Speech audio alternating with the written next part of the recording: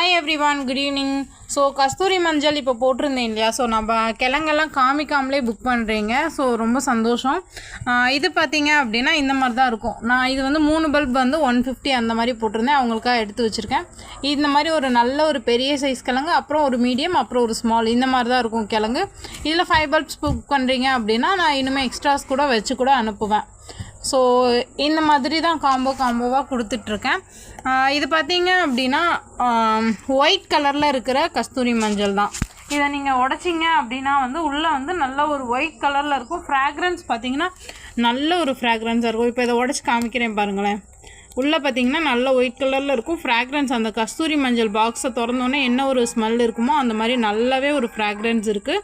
So மணக்குது, நல்ல ஒரு ஃப்ராக்ரன்ஸாக. இதை நீங்கள் பிளான்டிங் பண்ணிக்கலாம் தாராளமாக. உங்களுக்கு என்ன ஆகுனா ஒரு 6 மந்தில் வந்து 2 kg அந்த மாதிரி ஹார்வெஸ்ட் கிடைக்கும். நீங்கள் பாட்டில் வைக்கிறீங்க அப்படின்னா மணல் ஆட் பண்ணிக்கோங்க. பாட்டிங் மிக்ஸில் மணல், கவுண்டிங் மெனூர், அந்த கார்டன் சைடில் நம்ம நார்மலாக யூஸ் பண்ணுற பாட்டிங் மிக்ஸே ரெடி பண்ணிக்கலாம். அதே போல் நிலத்தில் வச்சு விட்றீங்க அப்படின்னா சின்னதாக ஒரு பள்ளம் தோண்டிட்டு ரொம்ப ஃபுல்லாக உள்ள வரைக்கும் இன்வெஸ்ட் பண்ணாமல் கொஞ்சம் ஓரளவுக்கு மண் போட்டுட்டு அப்படியே நீங்கள் நட்டு வச்சிட்டிங்க அப்படின்னா சூப்பராக நிலத்தில் வந்து நல்லாவே மல்டிப்ளை ஆகும். நிறைய கிழங்கு உங்களுக்கு ஈல்டு கிடைக்கும். ஸோ நீங்கள் 6 மந்த்துக்கு அப்புறம் என்ன பண்ணலான்னா அதை எடுத்துகிட்டு நிழல் காய்ச்சலாம்.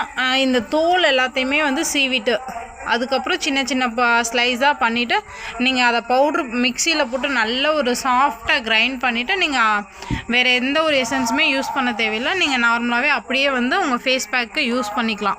ஸோ இது வந்து கண்டிப்பாக நான் அதனால் விதைக்கிழங்கு மட்டும்தான் அந்த மாதிரி கொடுத்துட்ருக்கேன்.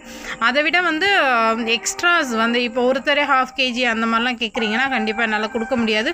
ஏன்னா மொத்தமே எனக்கு கிடைச்சதே ரொம்ப கம்மி தான். ஸோ அதை எல்லாருக்குமே கொடுக்கலாமே அப்படின்ற ஒரு இதில் தான் இந்த மாதிரி பண்ணிகிட்ருக்கேன். இது வந்து மொத்தமே ஒரு 10 மெம்பர்ஸ் கிட்ட மட்டும்தான் வாங்கலாம். ஆல்ரெடி 2-3 மெம்பர்ஸ் புக் பண்ணிட்டாங்க. மிச்சம் இருக்கிறது கொஞ்சம் தான், வேணுன்றவங்க புக் பண்ணிக்கலாம். தேங்க்யூ.